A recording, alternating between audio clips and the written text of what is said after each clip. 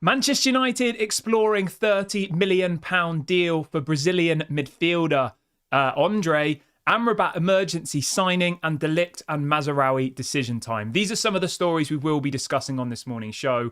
But before we get into that, please do me one small favour. Smash a like on today's video.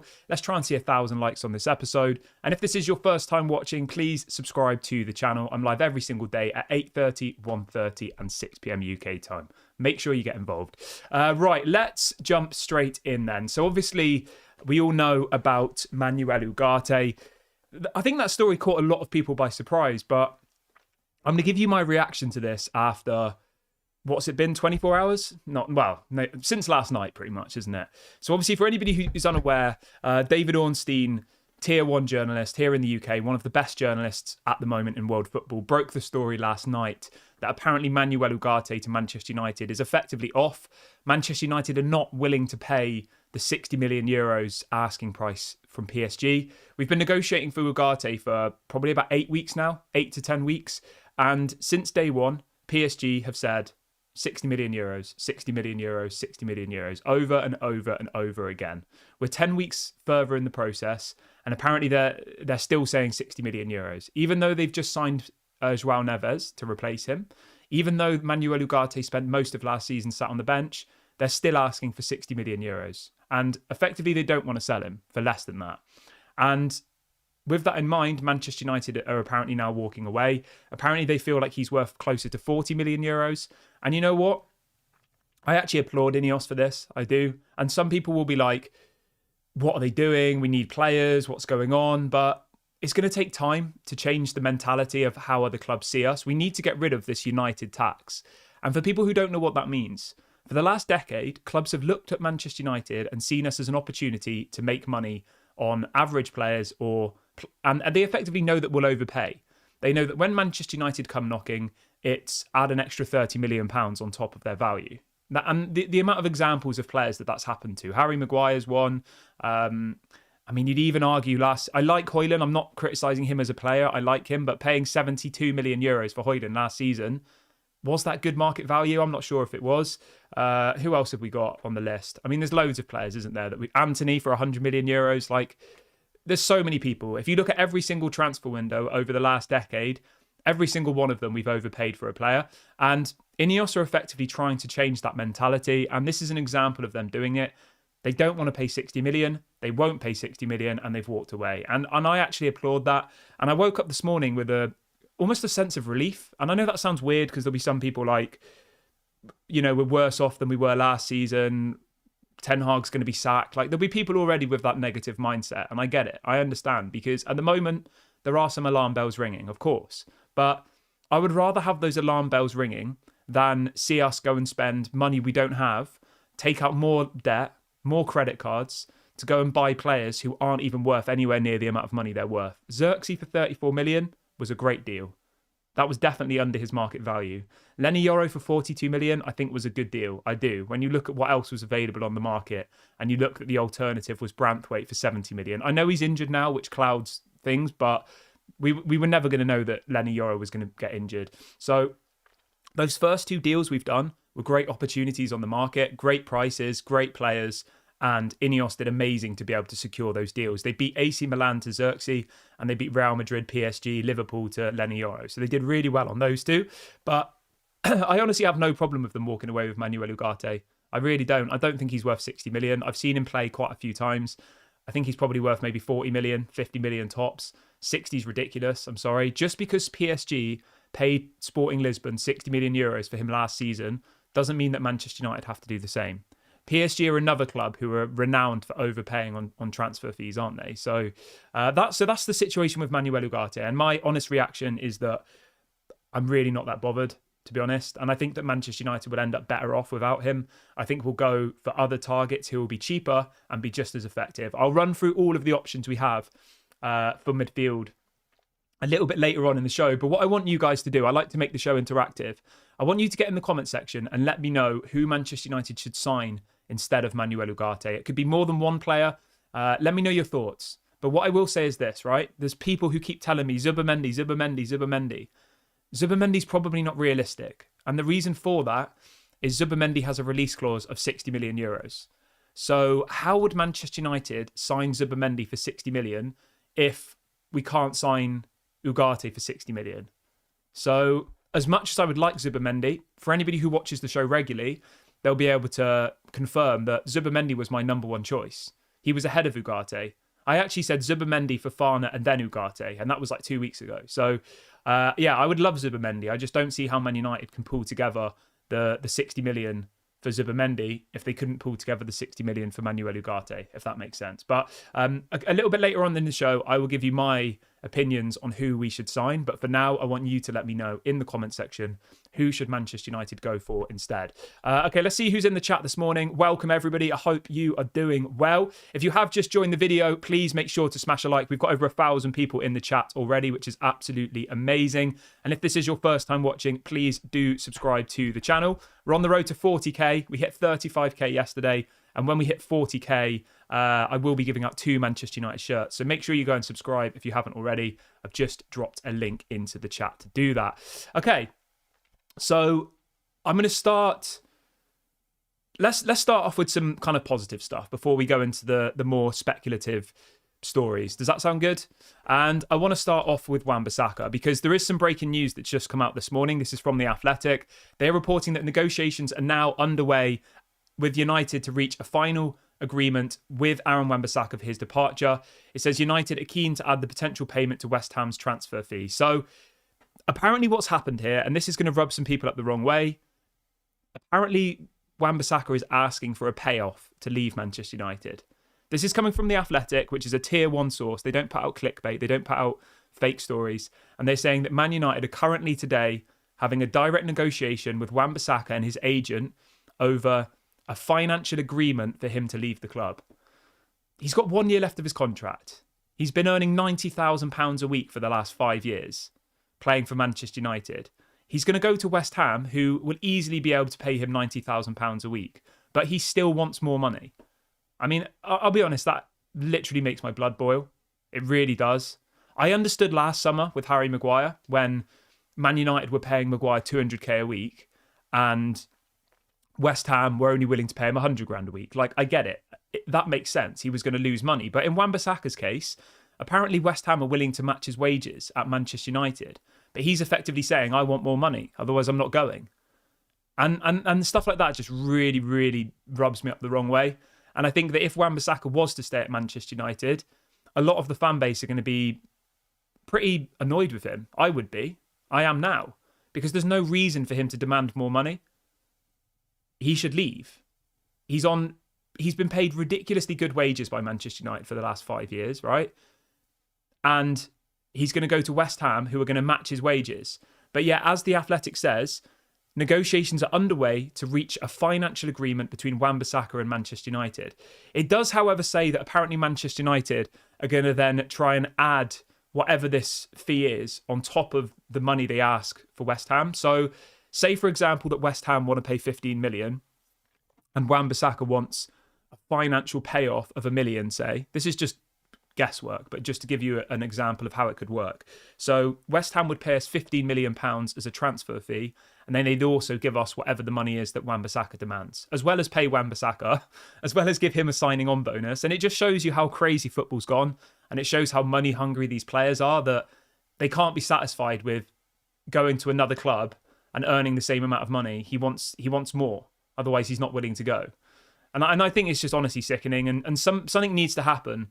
Something needs to happen with football, whether it's a regulator, whether it's, I don't know what, but something needs to happen where agent fees, commissions, that needs to be regulated, because stuff like this is just, it's just not on, is it? It really isn't. But maybe I'm having a bit of a rant. Maybe you don't care about this stuff, but it just annoys me. It does. So yeah, that's the latest with Wan-Bissaka. It does look like he is going to leave. And the final piece of the puzzle, as The Athletic have reported, is that he wants money from Manchester United to leave. Otherwise, he's not going to go. How does everyone feel about that? Like, what's your position on these types of things?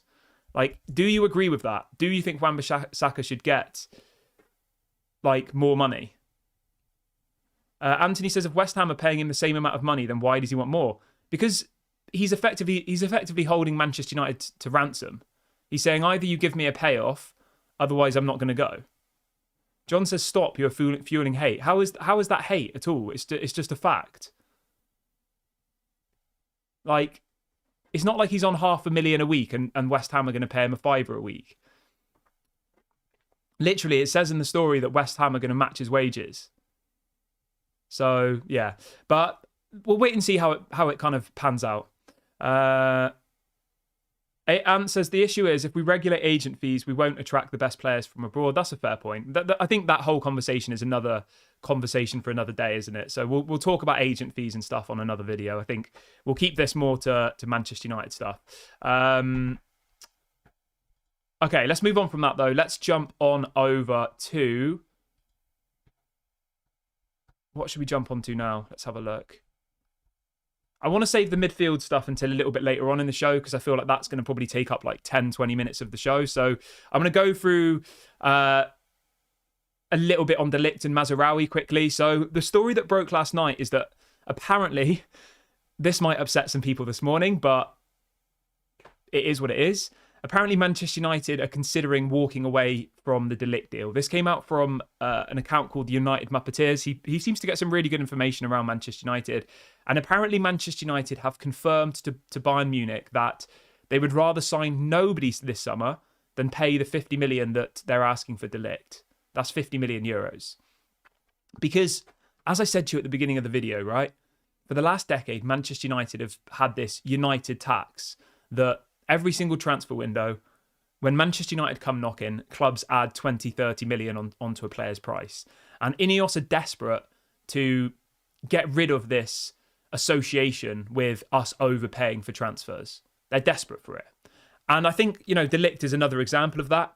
Remember, Manchester United offered 25 million for De Ligt last week, and that was rejected. Bayern are asking for 42. There's a massive gap in valuation between what Man United think he's worth and what Bayern Munich think he's worth. Apparently, Manchester United want to pay somewhere between 33 and 35 million pounds for Matthijs de Ligt, plus add-ons. That's pounds, right? And Bayern Munich are asking for 42 million pounds. So there's still a big gap in valuation, like 10 million. Do I think this deal will happen? Yes, I do. I think Bayern Munich are trying to squeeze every single penny out of us, which is completely fair. He's their player. They paid, I think, 60, 70 million for him a couple of years ago. So even if they get 50 million for him, they'll still be making a massive loss versus what they paid for him. But the thing you have to remember is Bayern Munich need to sell. They have players lined up that they want to sign, like Desiree Doué, like Jonathan Tah.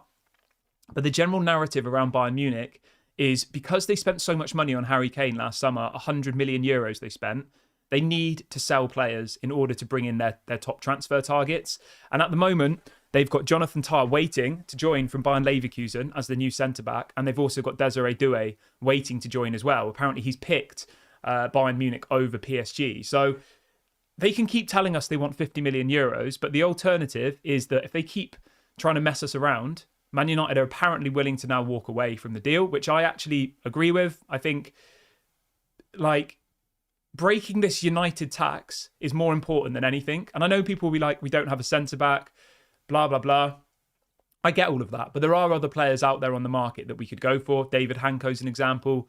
Someone like Trevor Chalobah's an example. I mean, even Mark Gahey's available for about 60 million. And he's probably a better option than De Ligt. If you really, really, or even you go back in for Branthwaite, maybe you do it over a 5-year period. I don't know. But I think £42 million plus add-ons for De Ligt is a lot for a player who missed, I think, over 20 games through injury last season, for a player who spent the rest of that season sat on the bench with Eric Dyer ahead of him, for a player that Bayern Munich actively want to sell. They want rid of him. So as much as they can tell us they want 50 million euros, right? We're only going to pay what we want to pay. Whereas in previous windows, Manchester United would have probably given them 55 million euros. There were literally examples of that happening in previous windows, wasn't there? Where a club would ask for X amount of money and it would be widely reported that, I don't know, for example, Antony, 2 seasons ago, Antony was available for 20, 30 million euros at the beginning of the window. Manchester United say, oh no, we're not paying that. And then the week before transfer deadline day, we go and spend 100 million euros on him. It's happened so many times in the past. And I think it's so important that, we get rid of this association. There's some breaking news that's just dropped in the last couple of minutes, so let's react to it whilst we're live. And it is about the midfield options, and it's coming up from Laurie Whitwell. So let's give you my live reaction right now. So let me just read the quote out to you before I give my opinion. So it says this. It says, Manchester United are now in direct contact with Sander Berge's camp as they search for an alternative to Manuel Ugarte. It says Burnley are open to selling the 26-year-old. It goes on to say that West Ham are apparently willing to meet the £18 million price for Wan-Bissaka, blah, blah, blah. Let's read out the full article then, shall we, just to give you guys the full picture. Let's do a poll as well. Let's do a poll. It's going to be this. Do you want Sander Berge at United? So anybody watching back on repeat, obviously you can let me know in the comment section. Anybody watching live, make sure you do that. So hold on one second. Let me just read out the quote for you. So this story's come out by from The Athletic, by the way, written by Laurie Whitwell. So for those of you who are wondering where the stories come from. So let me give you...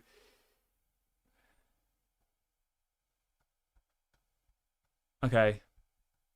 So he's effectively saying that Manchester United have made contact with Burnley over a deal for Sander Berge. People are probably like, who is Sander Berge? I can see loads of people in the chat like, who's Sander Berge? Who is he? Why are we going for him?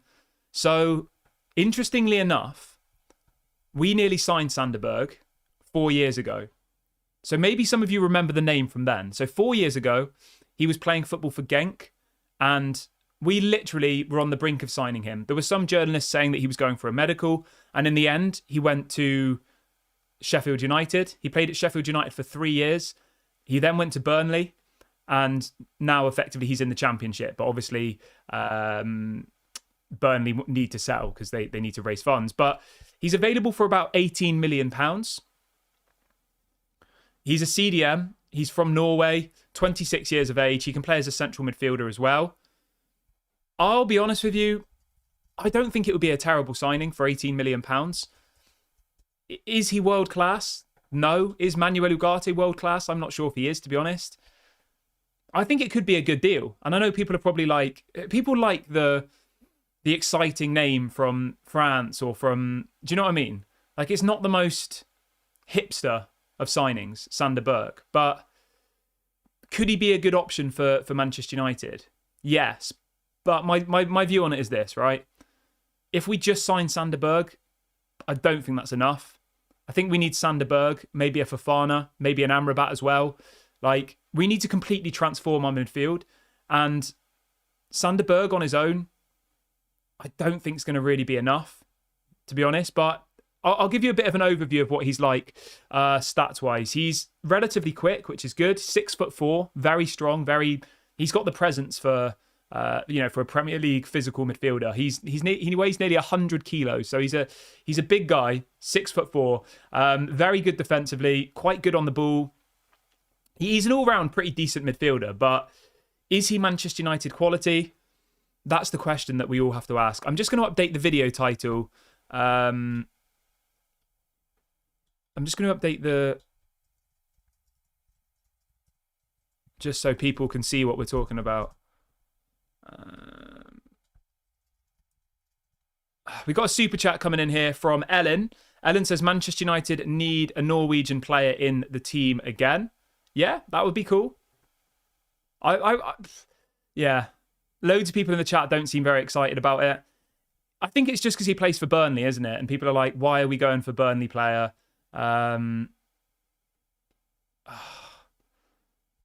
Yeah, I don't know. If it's a cheap deal, I think it could be okay. Emphasize the word could. But it's not one to get particularly excited about, is it? But yeah, let me know what you guys think in the comment section.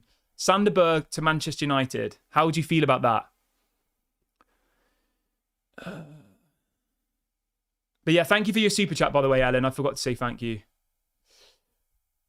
Right, let's give you a little bit more information about this Sander Berge guy then, shall we? So as I said, 26 years of age, 6'4", very strong, very physical, quite good on the ball. Do I think he would suit Manchester United? I think he would, to be honest. I think he would. And I think if we can't get the player we want in the midfield for the right price, I would rather us go and do a deal like this than overpay for someone like Ugarte. Like, Sander Berge isn't going to be our midfielder for the next decade. You know, it would be like a 4 or 5 year deal. He'd probably rotate with Casemiro. Maybe he would replace McTominay. And then maybe next summer we go for like a world-class midfielder. That would kind of be my expectation here. You know, maybe next summer you go for, I don't know. I mean, João Neves would have been my pick, but obviously he's gone. I mean, a lot of people in the comment section seem pretty upset about this news this morning about Sander Berge. But yeah, let's see what else people are saying in the chat. Alex says, I like it. No one knew who Cantona was before either. Yeah, I mean, look at all the players that have come from the Championship who've done really, really well. Just because they're not a trendy name doesn't mean they're not a good player. You know? Gono says, Sander is Championship quality. Let's go for Amrabat instead. Fair enough. Fair enough. And somebody says, we are downgrading. All right, let's move on to some other names that we've been linked to. Because it doesn't seem like Sander Berge is particularly exciting anybody this morning. And one of those names is Andre. Now, this is probably a name that's going to excite some people a little bit more. Obviously, Brazilian international, plays his football for Fluminense. I hope I've said that wrong. I probably have. Someone's going to call me out on my pronunciation. So yeah, let me give you a bit of an overview on Andre quickly. So Andre is 23 years of age, which is a great profile, exactly what Manchester United are looking for in that sense. He can play in lots of different positions, which I think is really, really interesting. He can play as a CDM, a central midfielder, and as a centre-back. So he can effectively, operate in 3 different areas. Manchester United were linked to this guy last summer quite heavily. He's available for around 25 million euros this summer. That's what reports say. I mean, if we could do it, I would go and get this Andre guy and go and get, someone else as well. I'm going to give you my picks in a minute, actually. But in relation to Andre, do I think Manchester United will actually get him? I'm not sure. I think it probably is agent-driven. Like, every single window, Manchester United will be linked to 1 million players. Okay? Every single window that happens. And most of the time, we're linked to players because it's the agents of the players trying to advertise their client. That's all it is. And I think that this Andre situation, to me, is that. So the story came up from Ben Jacobs, which I don't think is probably the most reliable journalist. And he was saying that apparently Manchester United are considering a 25 million euros deal for Andre from Fluminense. But the same thing was said last summer, and I don't think it was ever actually serious or talks were ongoing. But as I said, so the most important story that's come out since we've been live is that apparently Sander Berge to Manchester United is now being considered. This is coming from Laurie Whitwell, who is a tier 1 journalist. He doesn't put out crap. He doesn't put out fake stories. He is very reliable, obviously reports for The Athletic. And he is even going as far as saying that apparently Manchester United have made contact with the player's agent today. So, I mean, all of the other names that we're linked to, being honest, and this is just me giving you my honest opinion, right? Well, it's not even an opinion, it's a fact. We can all say names that we want. You know, we can all say Zubimendi, we can all say Amrabat, we can all say Fofana. But in reality, the most reliable story that we have at the moment about the new midfielder for Manchester United, okay? Put aside the agenda of who you want, put aside what you want to happen. Sander Berge, at this moment in time, is the most likely person to become the next Manchester United midfielder, based on the information that's actually been put out there by reliable journalists, you know? No one's really linked us to Zubimendi. No one's really linked us to Amrabat. No one's really linked us to Fofana. There's people saying that we're interested, but Laurie Whitwell has literally just come out saying that Manchester United have made official contact with his camp. Burnley are prepared to sell, and that Sander Berge is now under consideration to become a Manchester United player. So that seems like the most likely option at this point. We've got a super chat. We've got a couple of super chats coming in here. Let's start with this one. So Macmillan says Cardosa at Betis is a 6. Milan offered 20 million euros and Betis 30 million euros. 22 years of age, top 5 La Liga CDM last season. Bargain. Let me go and check him out for you then. So I remember you mentioning him in the chat a couple of days ago, and I haven't had time to check him out. So let's have a little look together then, shall we? So I assume it is Johnny Cardoza. Is that right?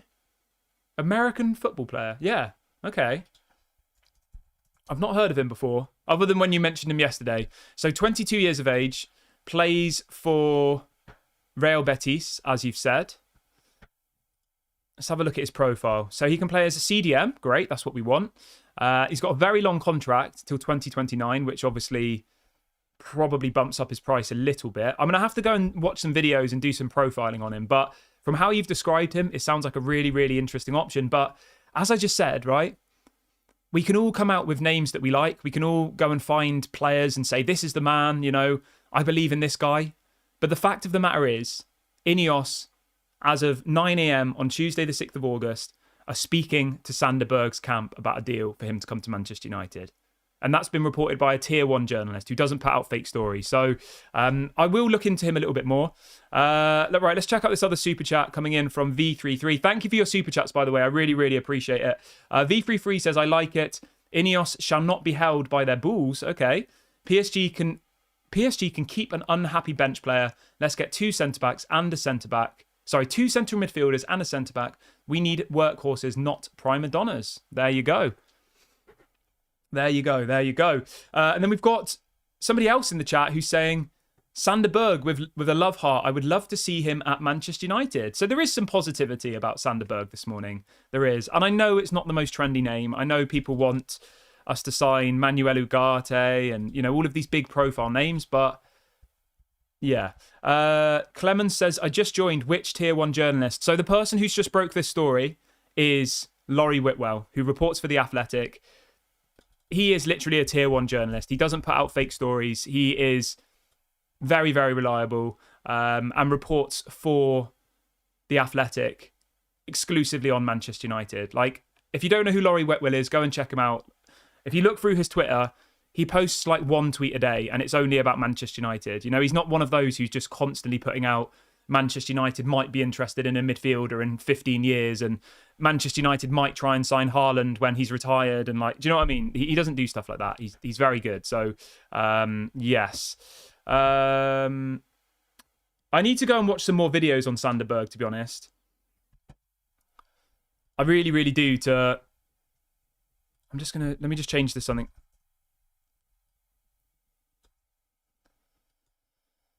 Official. Everybody who's still watching, by the way, we've only got 300 likes on the video, so if you are enjoying the show so far, please do me a small favour and smash a like. That would be really, really appreciated. And if this is your first time watching, please do subscribe as well. We're on the road to 40k subscribers. We're getting very, very close now. And as I said earlier on the video, when we hit 40k, I'm going to give out 2 brand new Manchester United shirts for free. So let's try and hit 40k by the end of August, and then somebody can get 2 of the new white shirt, which I think comes out on the 15th of August. So we've got about 3 weeks to get to 40k, and then I'll give out 2 of these shirts. So go and subscribe if you haven't already. I've just dropped a link into the chat. What else have we got in the chat today? Joshua says, have we approached Andre? Well, that was what Ben Jacobs was reporting last night, that apparently Manchester United were interested in signing Andre from Fluminense. That's what he was reporting, but I'm going to be honest with you guys, like, and this is no disrespect to Ben Jacobs, but Laurie Whitwell and David Ornstein and Fabrizio are like up here, right? Tier 1. Ben Jacobs is like down here. He's probably like tier 5. And I'm not being disrespectful. That's just a fact, innit? We know who the best journalists are in world football. It's Fabrizio, it's Laurie Whitwell, it's David Ornstein. Like, those are when they speak, you listen, don't you? Whereas when people like Ben Jacobs speak, like, I don't really listen too much, to be honest. But yeah, I don't know. Maybe you disagree. Maybe you think he's really reliable. But the fact of the matter is, if you look at the past track record of people like David Ornstein and Laurie Whitwell and Fabrizio, they very rarely put out fake stories. Geordie says, what's Andre's price? Apparently they want about 25-30 million for him. Somebody says, what do you think the price would be for Sander Berge? Sander Berge, apparently around 18 million. Macmillan says Sander Berge and Fofana would be decent. Mate, I'd be happy with that. I really, really would. I would. So my priority is this. I think we go for Amrabat as just a cheap option.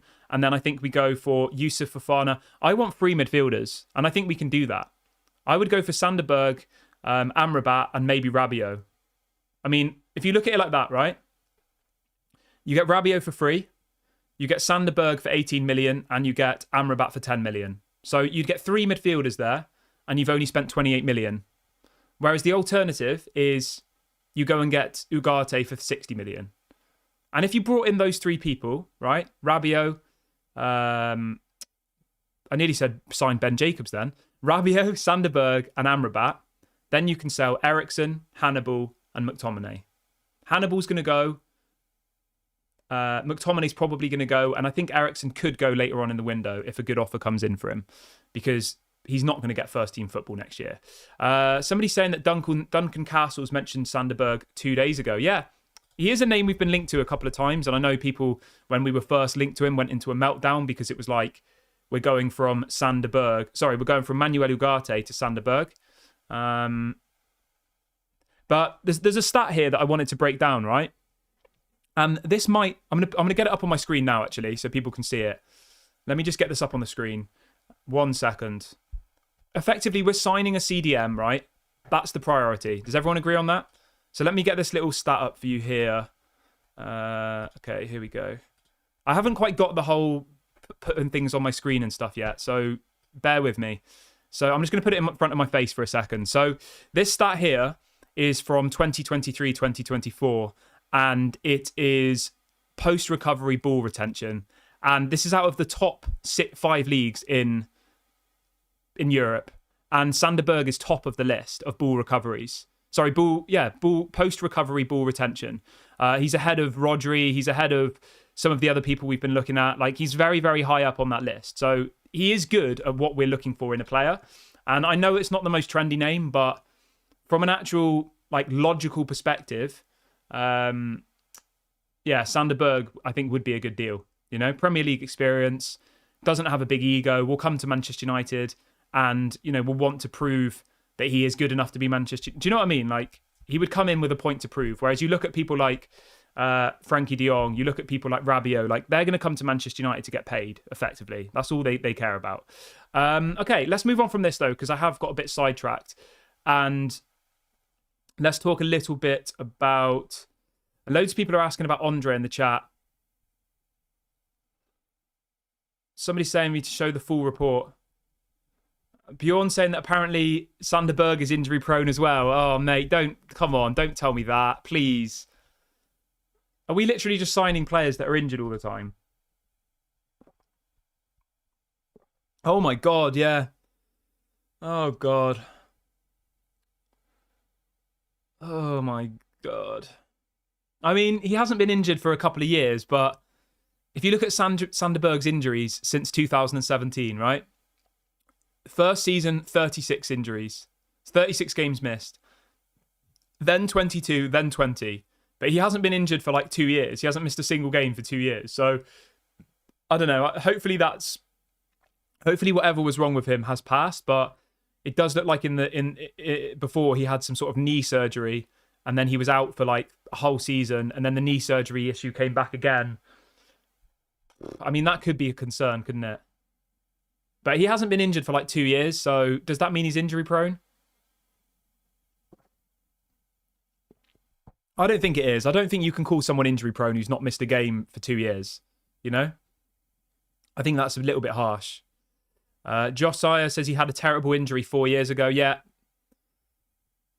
Godian says, Sanderberg is the De Bruyne of Manchester United. He is confident, strong and precise. When I first watched him, I was feeling his play. But as I kept watching him, I became more drawn to his precisions. Wow. Fair enough. So yeah, I don't think we can call him injury prone. I think that's a little bit harsh, to be honest. But Fred says, haven't our doctors already got enough work? Mate, Martial's gone. They need someone to keep them company in the medical room. So maybe not. Maybe they're not busy enough. Somebody said, Disco Hobbit says, Sanderberg is not good enough for us, period. I mean, if you look at his stats, though, mate, he is. And I honestly think that we get Sanderberg, right? This will be the plan. You get Sanderberg now. Casemiro will leave next season, I bet you. He'll have 1 year left of his contract. Manchester United won't want him to go for nothing. He'll go to Saudi next summer, Casemiro. And at that point, we'll then sign like a world-class CDM. And I know that means we have to wait. And I know people want immediate things. They don't want to have to, be patient. But if Sander Berge fills that gap in that midfield because there isn't anybody else on the market available, then I'll take that. I'd rather us do that than go and overpay on a player just because we need to buy a player. So that's my take on that. But I get it. People are like, I want Ugarte. Let's give them the money. Let's do the deal. But yeah. Then other people in the chat are saying he is good enough. So let's have a look at the poll really quickly. So over 1,000 people have voted in the poll this morning. And the question was, do you want Sander Berge at Manchester United? 43% of you say yes, and 57% of you say no. So it's pretty equal, really, if you think about it. It's nearly 50-50. Mark says, Sander Berge is a squad rotation player, very good deal. Yeah. He's more the style of play that we need versus McTominay is. If you sell McTominay for 30 million and you bring in Sander Berge, I think that's good business, So I would have no problem with it, but obviously we'll wait and see how the rest of the window progresses. Andrew says Sander Berge is a bargain. Yeah, so some people are being positive about it. That's good. That's really good. Because there's some people just he's not good enough. This is a disgrace. I'll be honest with you, right? I'm going to say this now. I never was really that convinced by Manuel Ugarte. There was a show 2 weeks ago where I gave you my priority signings, right? I said Zubimendi number 1. I said Fofana number 2. I may have even said Amrabat number 3 and then Ugarte number 4. That was considering all of the prices and all of the rest of it. So, yeah, I'm honestly not bothered in the slightest that we're not going for Ugarte. He went to PSG and it didn't work. So what's to say he doesn't come to Manchester United and it doesn't work? If it was 20 million, then great, go and get Ugarte. But for 60 million, that's crazy, crazy money for someone who's effectively been sat on the bench for PSG. So I'm not bothered really at all about Manuel Ugarte. I don't think he's as special as some people think he is. And I think that I think that some people have this thing where they latch onto a player and it's the whole season relies on us getting Manuel Ugarte. If we don't get Manuel Ugarte, we're not going to win the league. We're going to get relegated. Everything's going to fall apart. And it's there's no middle ground. It's either mass hysteria, we don't get Ugarte, or it's mass joy, we've signed Ugarte, we're going to be amazing, and then we lose the first game of the season with Ugarte, and everyone's like, what the hell's happened? Sack Erik ten Hag, And I think we've got to try and look at it a little bit more level-headedly and see that Sander Berge, yes, he's not the most exciting name. Yes, he's maybe not world-class, but he's Premier League proven. He's the exact profile of player we need. He's physical, he's strong. He's different to everything we have at the moment.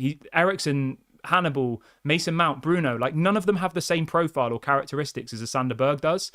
Casemiro's the most like-for-like example, but Casemiro's 32 and gets injured a lot. So, yeah, I'm actually kind of excited about this. The more I've spoken it over with you guys, I think if we can get this deal done for 18 million and then we sell McTominay to Fulham for 30 million, we've gone from McTominay, who's not that effective as a CDM, we can all agree on that, to someone who is a specialist CDM, Premier League proven, and I think would have a point to prove. Low wages. I mean, let's just have a look at his wages as well, for example, right? I know some people don't care about this, but it's important. So Sander Berge is currently on 40,000 a week. And apparently he's the second highest earner at Burnley. Maybe, this is a joke, but what if we could sell Maguire to Burnley? Imagine. Send Maguire to Burnley and we'll take Sander Berge. Imagine this, right?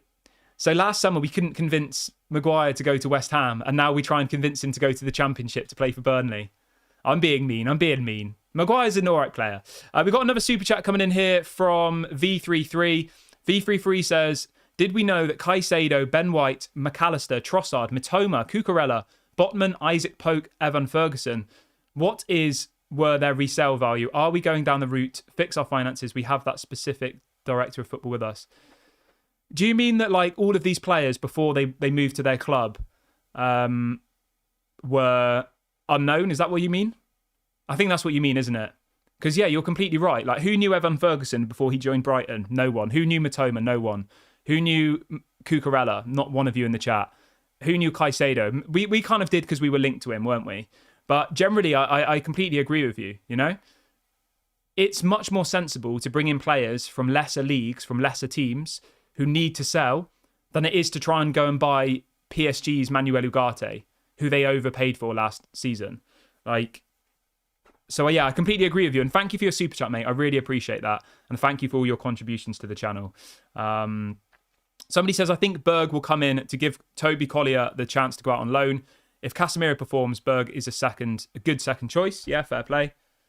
I think before we move on from this, right, at the end of the day, we've tried to sign Manuel Ugarte and PSG are being unreasonable, right?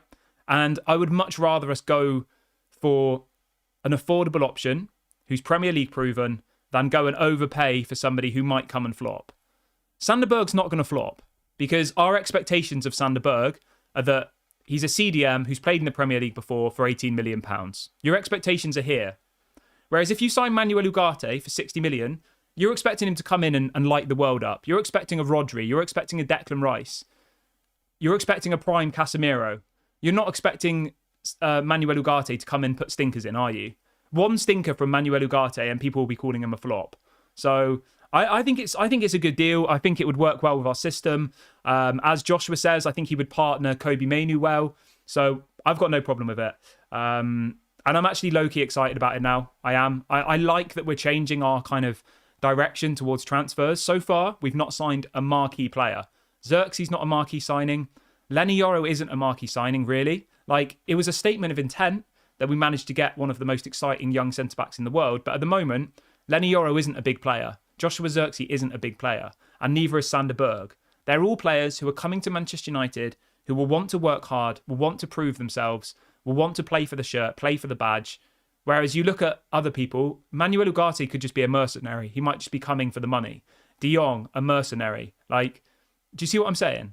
And I actually respect that we're being linked to less exciting names, less glamorous names, because it shows that our model is changing. And I think that is important. So I'm happy with it. I've got no problem with it.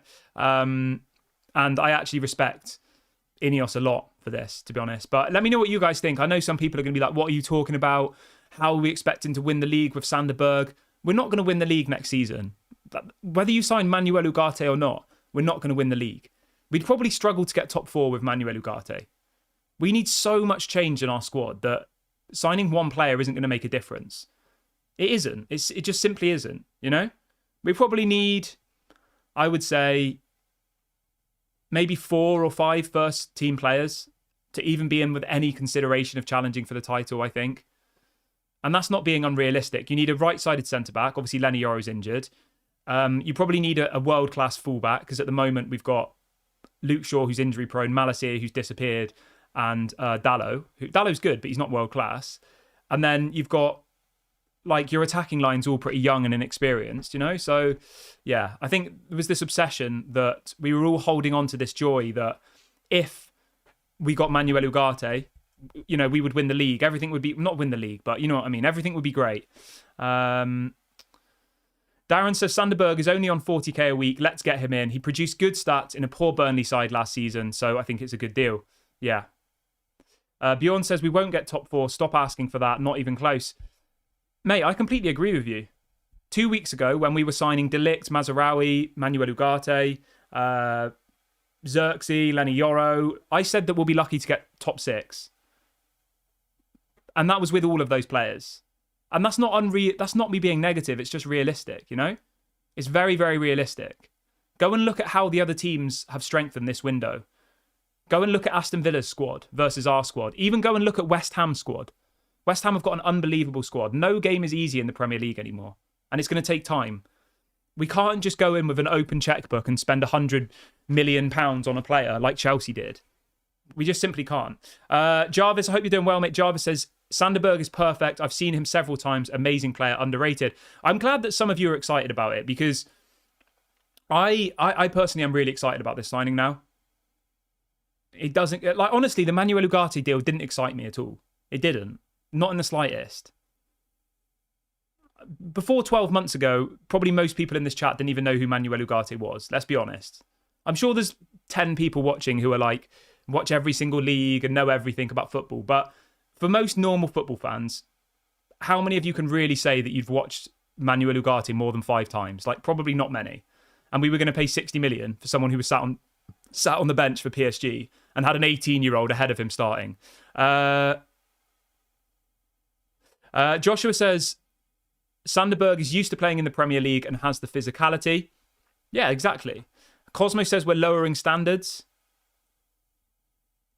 So, I'm just... Obviously, this is the point of the channel. We have conversation. Everyone who's still watching, smash a like, by the way, and subscribe if you haven't already. We're only 2 away from 35,200. So go and subscribe if you haven't already. But in the relation to that person who said we're lowering standards, right? Are you telling me that you would rather sign marquee signings every year, overpay on players, overpay on wages for players who are literally just coming for the money? Or would you rather go and get slightly more opportunistic players on the market? Sander Berge is an example, Xerxes is an example.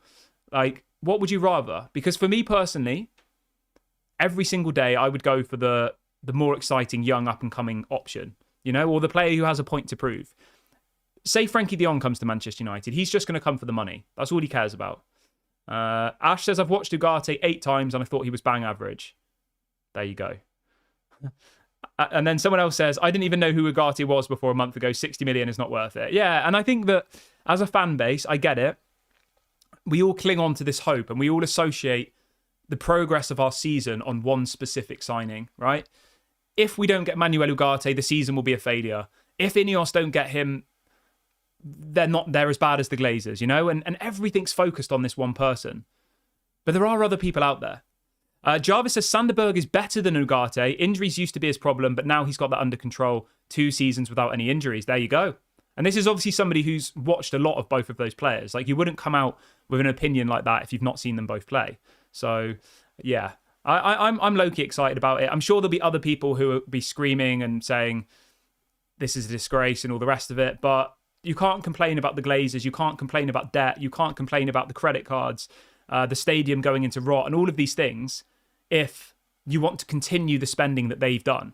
Because the reason we're in so much debt, yes, it's because they take dividends, but it's because they also overpay on transfers. They overpay on wages. They overpay on agent commissions, you know?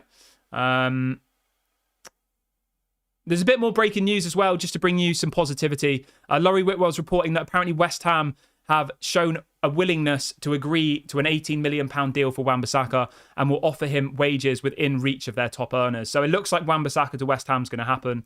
£18 million. I'm happy with that. No problem whatsoever. I think that's good business. And that obviously then opens the door for Mazraoui to come and join. So yeah, really, really happy about that. I'm just seeing if there's any other breaking news since we've gone live, because obviously we weren't expecting to talk about what's he called? Sander Berge. That kind of just sprung out of nowhere. So I do apologise if the show has been very Sander Berge heavy, but obviously we were live when it came out, so I wanted to react to it. Let's see if there's anything else that I wanted to talk about quickly. I mean, obviously, yeah, there's De Ligt and Mazraoui. Hopefully we get some more information on that today. But as I said earlier on in the show, Manchester United may well walk away from the from the De Ligt deal. That's a very, very strong possibility at this point, because they're not going to pay the 42 million. CBK says that Madrid have just agreed a deal for Julian Alvarez. That's an unbelievable signing. I love Julian Alvarez. I think he's quality. I'll be honest, right? I would have loved to see Alvarez at Manchester United. It would never happen because he's obviously a Man City player, but crazy. So it's just broken. £81 million for Alvarez. I mean, as much as we slag off Man City, you have to respect their transfer business. They bought him for £14 million and they've just sold him for 64 million plus 17 million in add-ons, 81 million total package, 95 million euros. I'll be honest, he's probably worth it, I think. Like, again, I'm not trying to slag off Højlund, but if we paid... How much did we pay for Højlund? Let me just double check so I get my facts right. We paid 73 million euros for Højlund last season, right? And they've just got Alvarez for 75 million euros. A World Cup winner, a treble winner. So I actually don't think that Atletico Madrid have got a bad deal there, to be honest. 75 million euros for Julian Alvarez. Obviously, it's a hell of a lot of money, but yeah, it's a good deal for them. Really good deal. How many goals did he get last season? Yeah, so fair play. That's crazy. Absolutely crazy. Right. What else have we got in the chat today?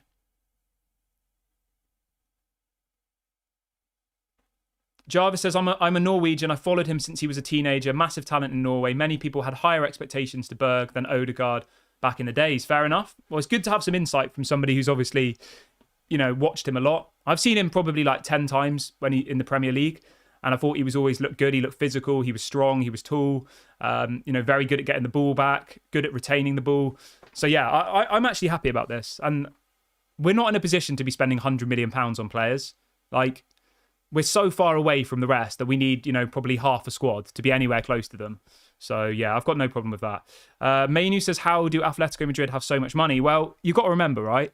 Atletico Madrid sold Griezmann to Barcelona for 120 million euros, I think it was. That's why. They ripped off Barcelona, and then Barcelona sold him back to Atletico for like 20 million. So that's why Atletico have got so much money, because they've done some pretty good business in the past, haven't they? And I think they're selling somebody as well, I saw. There's some breaking news here from The Athletic quickly before we end the video, saying that Man United are now expected to return with a new bid for De Ligt and Mazraoui. Bayern have made both players available at the start of the summer. Bayern are holding out for more money in the case of De Ligt because they feel that Lenny Yoro's absence does increase the need for United to get a new centre-back. So effectively, the Lenny Yoro injury has completely screwed us, to be honest. We've lost our first choice right-sided centre-back, and now other clubs know that we're desperate, and other clubs are willing to... Sorry, they're not willing to negotiate because they know we need a new centre-back. So yeah, that's annoying, but as I said earlier on, Bayern Munich need money. They can do what they want. Melcher has come in with a super chat. Thank you for your super chat, by the way. I really appreciate that. Melcher says, who could be an alternative to De Ligt? We need one badly. Alternatives to De Ligt, Antonio Silva from Benfica. He's an option. Trevor Chalobah, obviously he can play at centre-back, right-back, left-back and CDM, so he's an option. Mark Gahey, probably too expensive though. Hanko from Feyenoord, he's another option. So there are other profiles of players out there. Somebody's saying that Chido Obi Martin's been announced. Let's have a look. Hopefully that's happened. That would be nice to share that moment with everybody.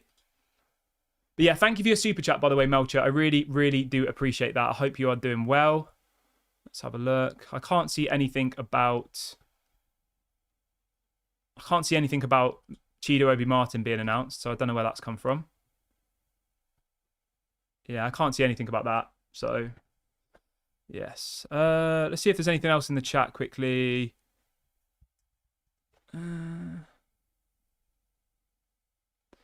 Jar says, you just said they walked away from De Ligt. No, I said that Manchester United are willing to walk away from De Ligt. That they're not willing to pay £42 million. That's the story. That's been widely reported by David Ornstein last night and other people. That they won't pay the £42 million that they want. So unless they bring the price down, they will walk away. That's effectively the story. The same as they've just done with...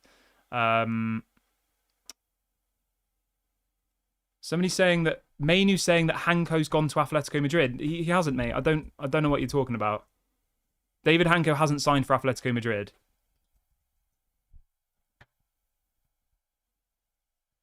He still is a Feyenoord player. The player literally tweeted himself 2 days ago saying that he's still a Feyenoord player because apparently Atletico Madrid haven't agreed the money that that Feyenoord want. He literally is a Feyenoord player, so I don't know where you're getting your stories from, mate, but fair play.